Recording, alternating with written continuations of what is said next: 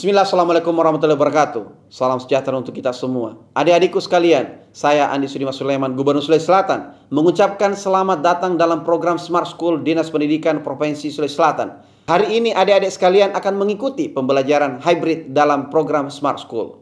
Aplikasi Smart School adalah sebuah pendekatan dengan tetap mengedepankan sebuah pendidikan dengan digital approaching, untuk kemudian mengedepankan kualitas dan mutu pendidikan yang diterima siswa secara seragam di seluruh wilayah Sulawesi Selatan, termasuk di pelosok-pelosok. Program ini bukan hanya memberikan kepada adik-adik sekalian pengalaman belajar yang baru, namun juga memberikan fasilitas kebutuhan dengan fitur bermanfaat seperti rekaman video pembelajaran yang dapat diulang, trik-trik penyelesaian soal, ujian-ujian, serta sarana konsultasi pembelajaran dari guru-guru terbaik di Sulawesi Selatan.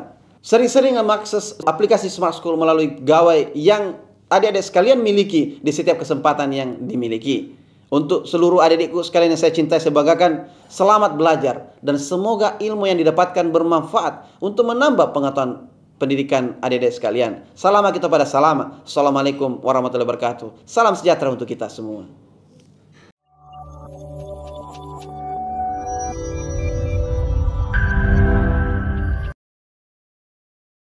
Ya, Assalamualaikum warahmatullahi wabarakatuh dan selamat pagi. Apa kabar anak-anakku semua dan guru pendamping yang ada di sekolah? Mudah-mudahan kita semua dalam lindungan Allah Subhanahu Wa Taala dan dalam keadaan sehat walafiat. Ya, jumpa lagi dengan saya, Asis Hola, guru mata pelajaran sosiologi, dan pada hari ini kita akan membahas tentang faktor-faktor penyebab ketimpangan sosial. Tapi sebelum itu, Bapak ingin mengetes dulu semangat paginya. Salam Smart School, generasi Smart School berkarakter cerdas Ki.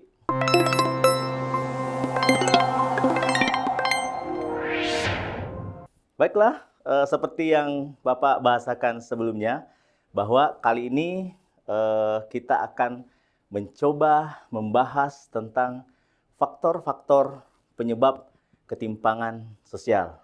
Nah, kita mulai dulu. Sebelum Bapak mulai, mungkin di layar monitor anak-anakku bisa melihat bagaimana terjadinya ketimpangan di kota-kota besar. Ya, anak-anakku bisa lihat perumahan kumuh dan gedung yang bertingkat itu saling berdampingan. Ya, untuk itulah pada hari ini kita akan coba mengupas tentang faktor-faktor apa yang menyebabkan terjadinya ketimpangan sosial itu.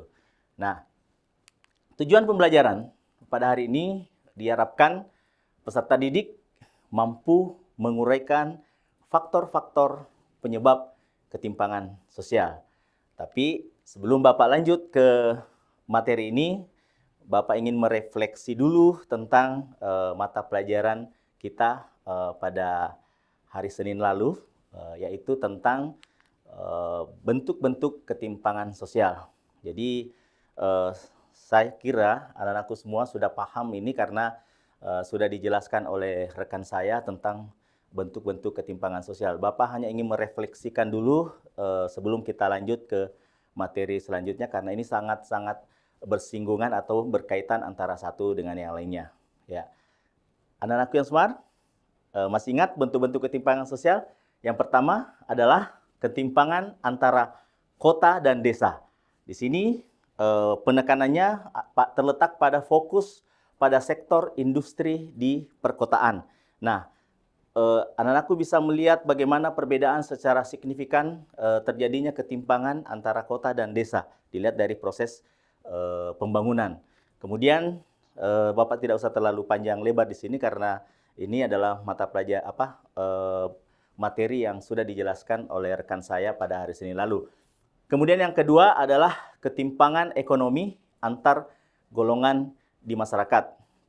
Di sini masyarakat yang kurang terampil itu biasa mereka akan terjebak pada pekerjaan yang upahnya rendah. Ya, kemudian yang ketiga, ketimpangan antar wilayah dan subwilayah, di mana pembangunan yang tidak merata karena ada perbedaan kondisi geografis, sumber daya alam maupun sumber daya manusia. Kemudian yang selanjutnya ada ketimpangan ya, ketimpangan kualitas sumber daya manusia atau pendidikan. Kemudian ketimpangan sosial di bidang kesehatan, di mana kita lihat fenomena sekarang ini, biaya kesehatan mahal, keterbatasan infrastruktur, bahkan sampai pada tenaga medis yang masih kurang. Kemudian yang terakhir adalah ketimpangan penyebaran aset di kalangan swasta, di mana kita ketahui bahwa biasanya perusahaan-perusahaan atau yang besar di kalangan swasta itu yang biasa memiliki modal yang besar itu biasa menguasai dalam dunia perusahaan. Nah, di sini usaha-usaha kecil menengah ke bawah itu biasa mereka sulit untuk berkembang.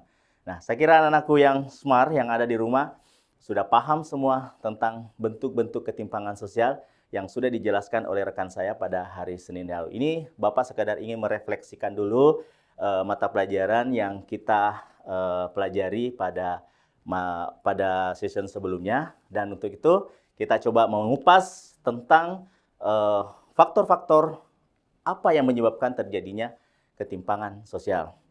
Di sini Bapak sudah mengurai ya, faktor-faktor penyebab ketimpangan sosial ini secara garis besarnya itu bisa dibagi atas dua bagian.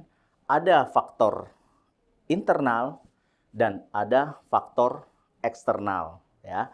Faktor internal itu adalah faktor yang berasal dari dalam diri seseorang. Ya. Biasanya rendahnya kualitas sumber daya manusia itu disebabkan oleh tingkat pendidikan atau keterampilan ataupun kesehatan yang rendah, serta adanya hambatan budaya atau biasa disebut dengan budaya kemiskinan. Sedangkan faktor eksternal itu adalah faktor ketimpangan sosial yang berasal dari luar kemampuan seseorang, yang bisa berupa birokrasi atau kebijakan pemerintah yang membatasi akses seseorang terhadap suatu hal. Misalnya, seorang tidak bekerja itu bukan karena malas bekerja, tapi karena ada faktor-faktor yang membatasi orang tersebut untuk bisa mendapatkan pekerjaan. Ya, misalnya saja satu kasus misalnya seorang yang punya disiplin, kemudian kuat bekerja, tapi karena perusahaannya lagi pilot, bangkrut sehingga harus mem-PHK-kan karyawannya. Nah, inilah yang biasa disebut dengan faktor eksternal, bukan karena faktor dari dalamnya, ya, tapi faktor dari luarnya. Baiklah, anak-anakku itu secara garis besarnya. Nah, sekarang perlu juga anak-anakku ketahui bahwa selain secara garis besar itu, faktor-faktor penyebab ketimpangan sosial itu bisa juga dilihat dari, ya, ini ada karena faktor demografi. Ya, faktor demografi, jumlah penduduk itu juga menyebabkan terjadinya ketimpangan sosial. Kemudian kondisi pendidikan. Kondisi pendidikan di negara kita juga bisa menyebabkan terjadinya ketimpangan. Ya, ini bisa anak-anakku bisa bandingkan antara pendidikan yang ada di pedalaman mungkin dengan ada di perkotaan, itu sangat-sangat terjadi ketimpangan. Nah, bagaimana nanti kita akan jelaskan secara detail di belakang. Kemudian yang penyebab ketimpangan yang lain adalah adanya kondisi ekonomi. Nah, dan perlu anak-anak ketahui bahwa di antara beberapa faktor penyebab ketimpangan sosial ini, yang paling dominan, yang paling menentukan sekali adalah kondisi ekonomi dalam suatu negara. Kemudian yang keempat ada karena kondisi kesehatan. Ya. Kesehatan ternyata juga tidak terjadi ketidakadilan, ketidakmerataan dalam proses pembangunan. Kita lihat beberapa kasus-kasus yang ada di pedalaman dan perkotaan itu bisa juga kita bandingkan sehingga terjadi ketimpangan. Kemudian yang selanjutnya, anakku yang smart, masih semangat. Yang selanjutnya adalah kemiskinan. Oh, ini tadi di awal Bapak sudah menggambarkan tentang kemiskinan, di mana di kota-kota besar itu mereka berdampingan gedung-gedung pencakar langit dengan perumahan kumuh. Nah, ini fenomena yang kita bisa lihat, anak-anakku bisa lihat tentang proses kemiskinan. Ada terjadi ketimpangan karena proses ini. Kemudian yang selanjutnya adalah kurangnya lapangan pekerjaan. Ternyata kurangnya lapangan pekerjaan itu juga bisa menjadi salah satu faktor penyebab ketimpangan sosial. Baiklah anak-anakku, apakah sampai di sini saja? Oh belum, kita lanjut. Masih ada perbedaan status sosial di masyarakat. Nah, perbedaan status sosial di masyarakat ini, anak-anakku tentu sudah pahami, sudah belajar di kelas 11 kemarin tentang stratifikasi dan diferensiasi di mata pelajaran tentang struktur sosial. Di situ ada perbedaan secara vertikal dan perbedaan secara horizontal. Nah, khusus di sini perbedaan status sosial di masyarakat itu secara vertikal karena yang menjadi indikator di sini adalah masyarakat yang miskin dan masyarakat yang kaya. Perbedaan status sosial dalam masyarakat. Kemudian yang selanjutnya adalah letak geografis. Ya, di layar monitor anak-anakku sudah melihat bagaimana seorang beberapa siswa yang ke sekolah itu harus berjuang untuk ke sekolahnya, ya, menyeberangi jembatan yang sudah rusak. Ya, ini mudah-mudahan kasus-kasus yang seperti ini sudah tidak ada lagi di Indonesia karena miris sekali. Sedikit saja langsung innalillah wa inna ilaihi raji'un. Ya, inilah perlu memang kita pelototi dalam hal faktor-faktor penyimpangan dalam letak geografis, apa yang sebenarnya yang kita yang perlu perbaiki. Kemudian yang selanjutnya adalah stratifikasi sosial. Tadi Bapak sudah jelaskan tentang perbedaan status sosial. Di sini ternyata dalam stratifikasi sosial itu pun juga bisa menyebabkan terjadinya ketimpangan sosial. Kemudian yang selanjutnya adalah adanya sikap prejudis, ya, sikap prejudis atau prasangka. Kemudian yang terakhir adalah diskriminasi. Nah, untuk mengurai hal-hal tersebut, silakan anak-anakku, saya kira anak-anakku yang smart, yang cerdas, yang ada di di sekolahnya masing-masing sudah paham tentang konsep-konsep seperti ini. Bapak hanya melemparkan sedikit tentang konsep ini supaya diramu betul-betul. Ingat 45 menit Bapak tampilkan di sini, kemudian 45 menit berikutnya Bapak Ibu bantuan dari Bapak Ibu guru pendamping untuk melanjutkannya. Baiklah, anak-anak yang smart, kita lanjutkan kembali. Nah, yang pertama faktor penyebab ketimpangan sosial tadi adalah faktor demografi. Ya. Faktor demografi. Demografi itu adalah ilmu yang mempelajari tentang masalah kependudukan dan faktor-faktor yang mempengaruhinya. Di sini kita lihat bahwa kondisi demografis antara masyarakat satu dengan yang lain itu memiliki perbedaan. Kita tahu bahwa Indonesia memiliki beberapa pulau, kemudian Indonesia memiliki beberapa suku. Tentu di sini kondisi geografis itu sangat menentukan karena masyarakat satu dengan masyarakat lain itu memiliki perbedaan. Kemudian, tentu anak-anakku berpikir perbedaan apa ya yang berkaitan dengan konsep demografi itu. Nah, di sini Bapak akan garis bawahi tentang perbedaan-perbedaan itu. Ya. Ya, di sini sudah ada jumlah penduduk, ya, ini. Kemudian komposisi penduduk dan adanya persebaran penduduk. Jadi ini tiga, itu sangat menentukan sekali. Perbedaan masyarakat satu dengan yang lain itu sangat berkaitan sekali dengan ketimpangan sosial. Kita lihat jumlah penduduk. Nah, jumlah penduduk di suatu wilayah itu tidak sesuai dengan fasilitas pelayanan umum. Sehingga inilah yang sering mendorong terjadinya ketimpangan di suatu wilayah. Ya, anak-anakku sudah paham pasti bahwa di dalam suatu wilayah itu tidak bakalan fasilitas pelayanan itu sama. Kita bisa rasakan sendiri di perkotaan dengan di pedesaan itu sangat-sangat berbeda sekali. bahkan ada terjadi ketimpangan kita lihat. Nah, kemudian yang kedua adalah adanya komposisi penduduk. Di sini Bapak garis bawahi di dalam Badan Pusat Statistik Nasional, komposisi penduduk itu bisa diuraikan ke dalam satu ya. Misalnya, mohon maaf ya, ini warnanya lain-lain ya. Yang pertama adalah faktor umur ya, umur. Ya. Kemudian bisa juga karena jenis kelamin. Ya. Kemudian bisa juga karena faktor status perkawinan.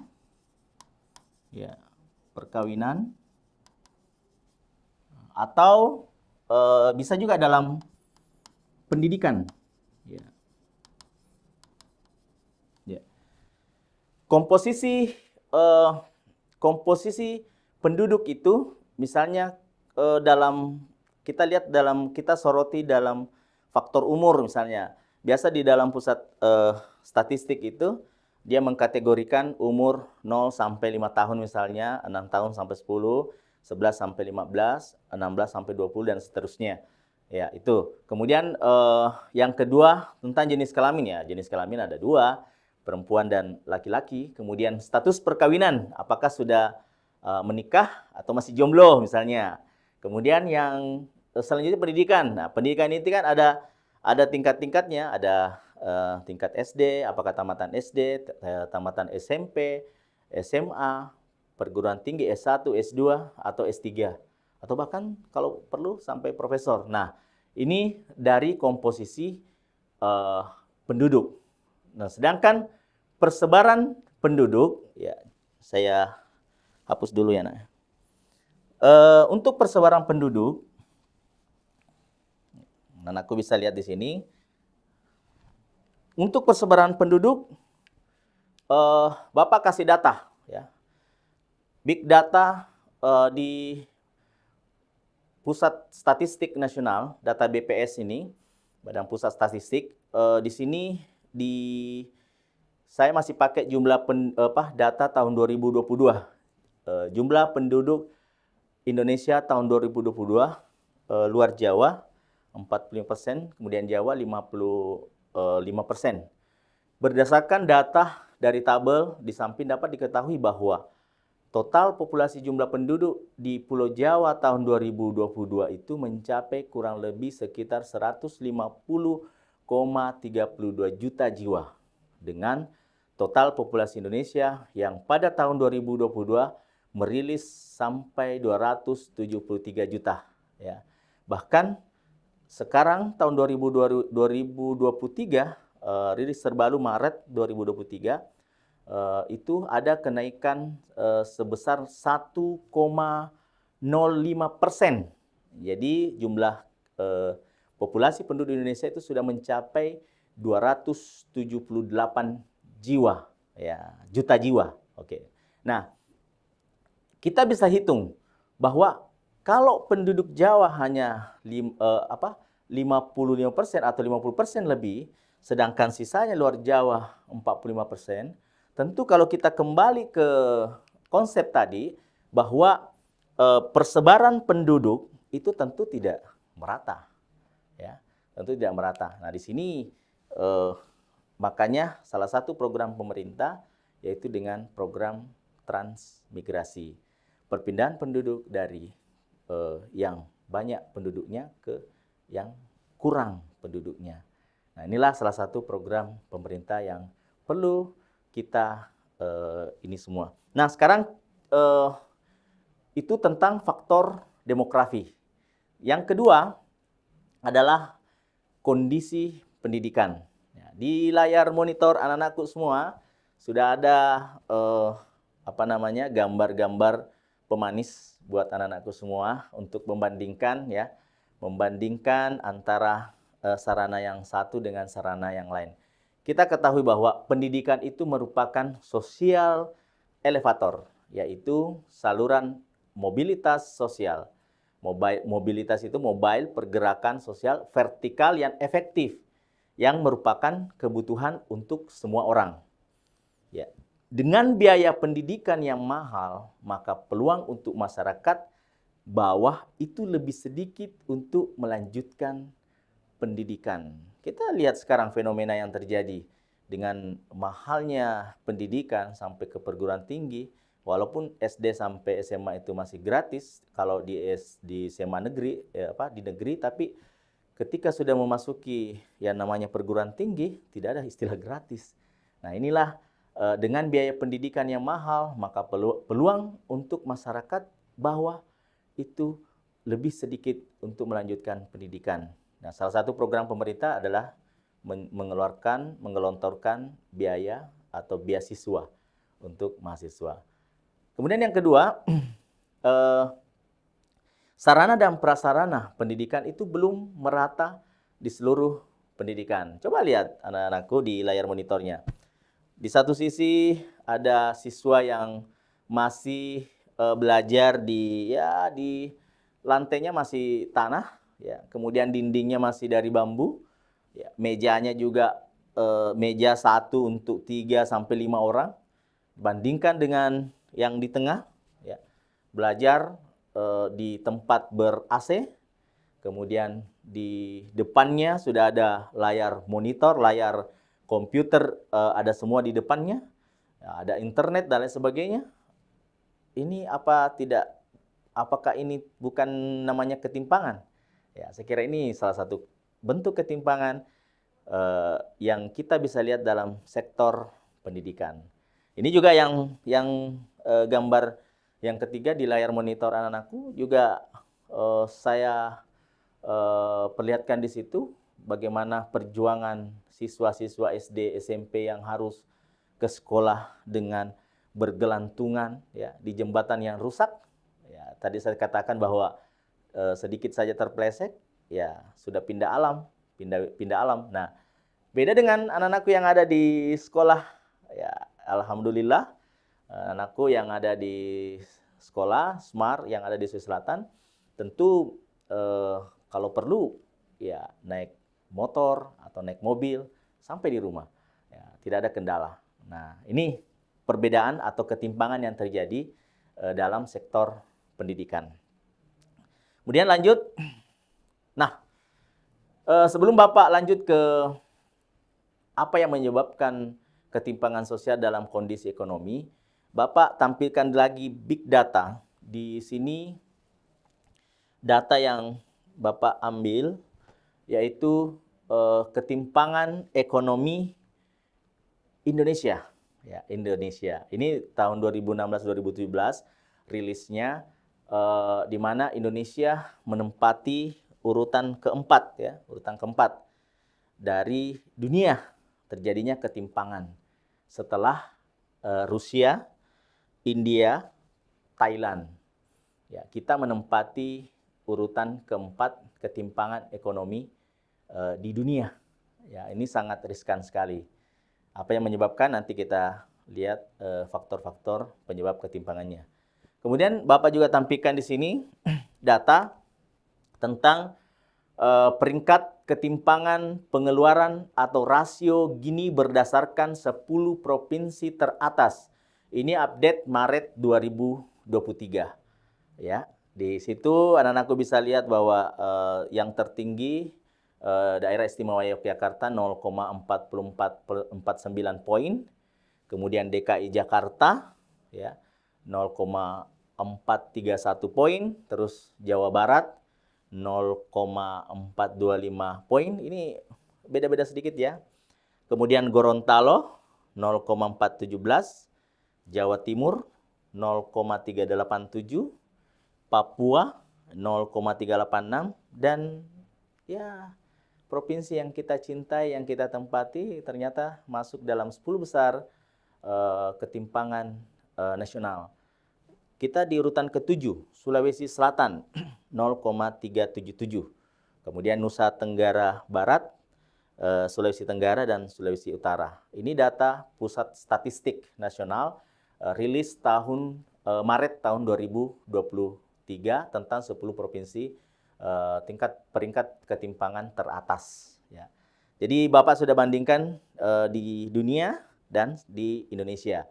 Nah, sekarang menjadi permasalahan apa kira-kira yang menyebabkan faktor ekonomi ini bisa dijadikan penyebab ketimpangan sosial. Oke, anak-anakku smart, kita lanjut. Ya. Faktor ekonomi itu sering dianggap sebagai penyebab utama munculnya ketimpangan sosial. Ketimpangan ini timbul karena pembangunan ekonomi yang tidak merata. Ternyata pemicunya adalah pembangunan ekonomi yang tidak merata.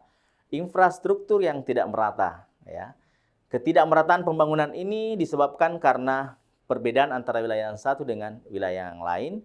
Kemudian yang paling menentukan juga di sini adalah daerah yang memiliki sumber daya dan faktor produksi, terutama yang memiliki barang modal atau biasa disebut dengan capital stock, itu akan memperoleh pendapatan yang lebih banyak dibandingkan dengan daerah yang memiliki sedikit sumber daya. Kita lihat daerah-daerah yang punya sumber daya alam yang tinggi, besar, tentu berlomba-lomba juga orang ke sana.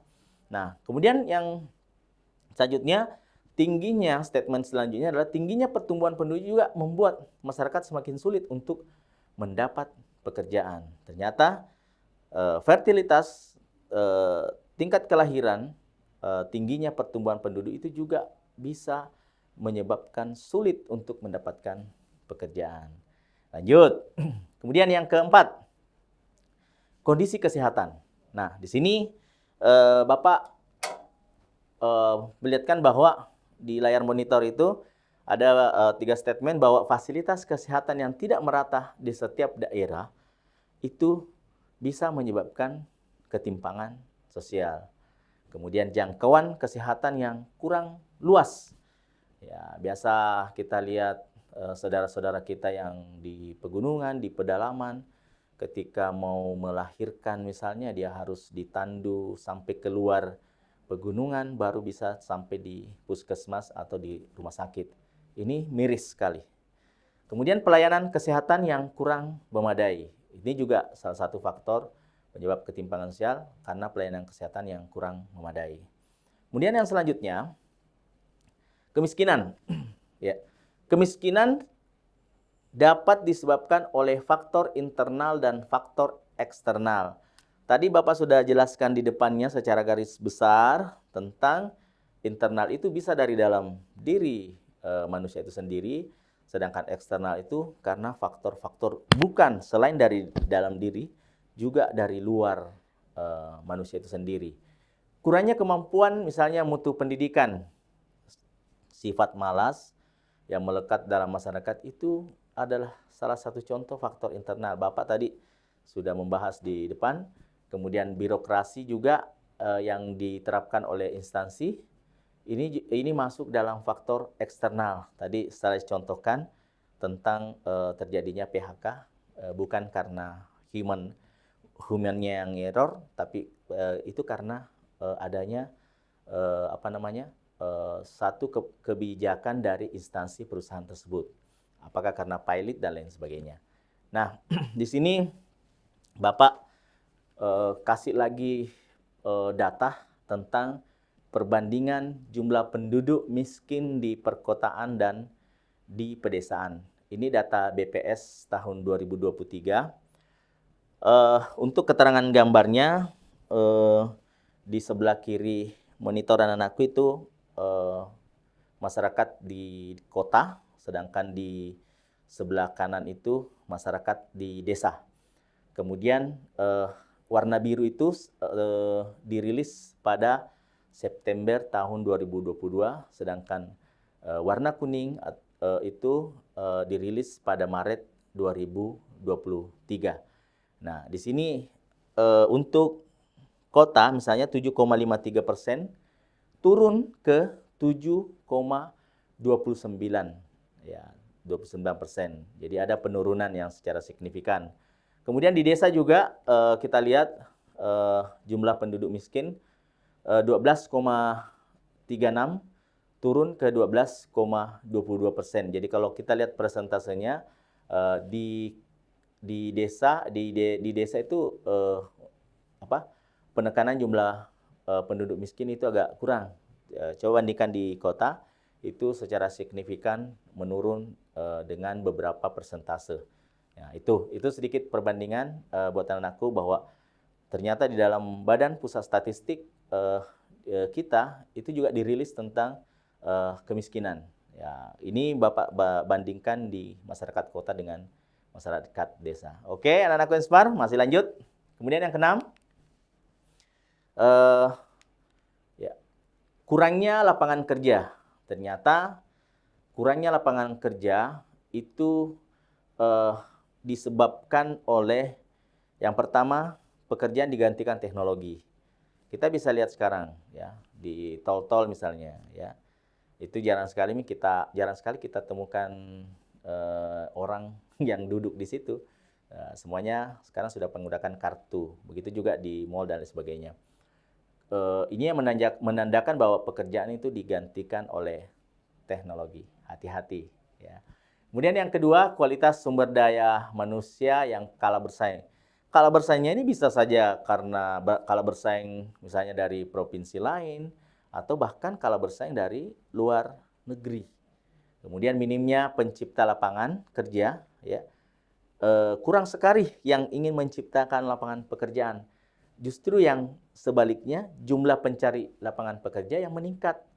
Nah, inilah di Indonesia kita lihat seperti itu.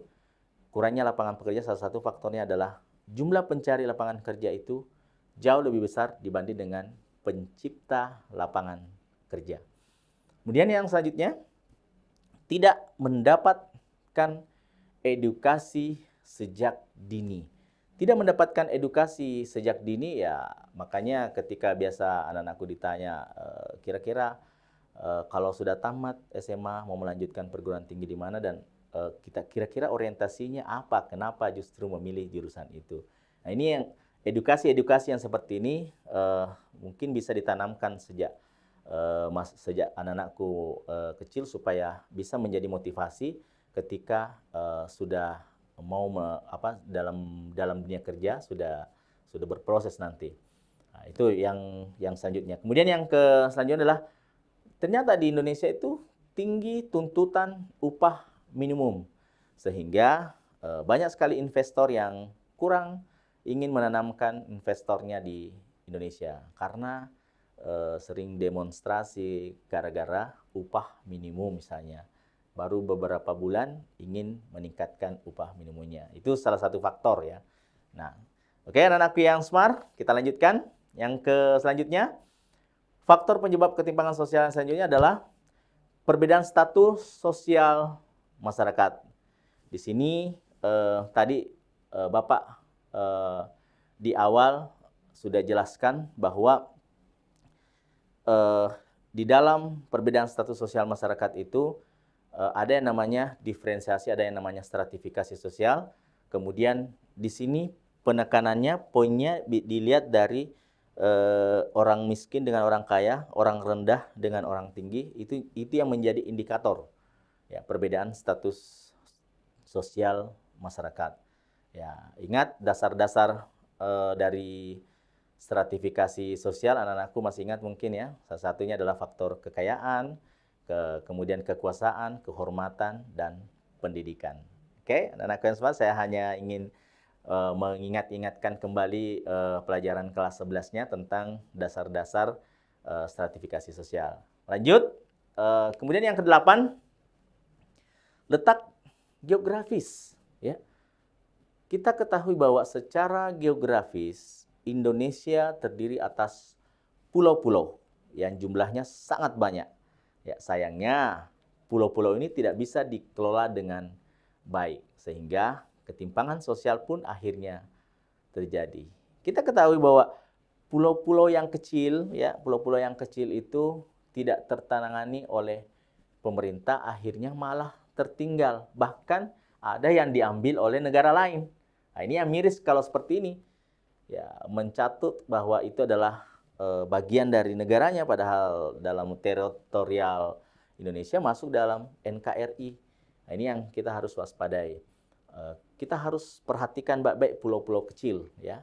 Kemudian dengan pulau-pulau besar, ya ini perbandingan ketimpangannya itu bisa dilihat dari pulau-pulau besar seperti Jawa, Sumatera, Sulawesi, Papua dan lain sebagainya.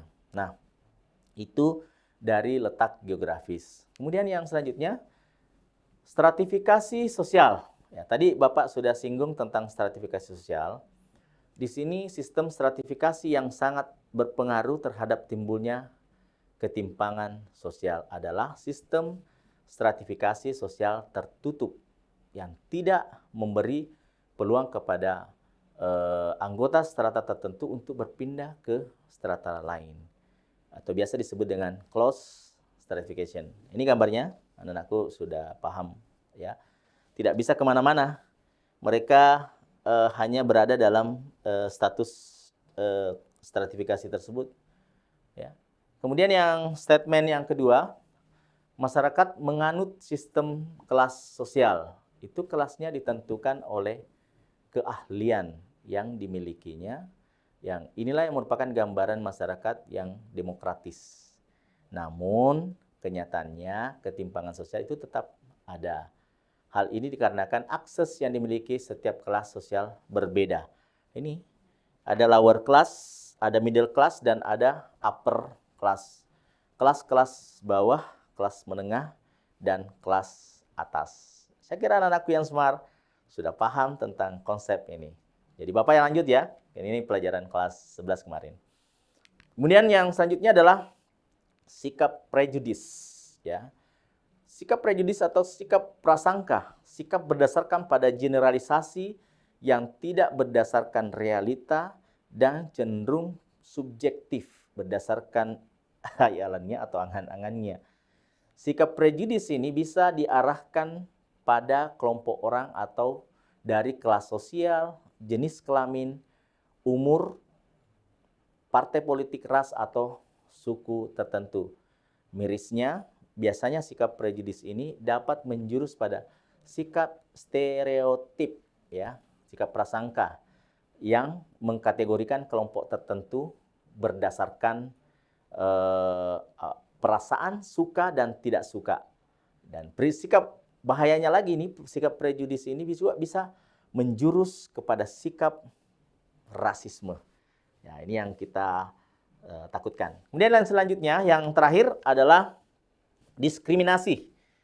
Diskriminasi juga menjadi salah satu faktor yang melatar belakangi munculnya ketimpangan di masyarakat. Ketimpangan ini bermuara dari adanya ketidakadilan. Ya, ingat konsep ketimpangan itu sama dengan ketidakadilan dari proses pembangunan.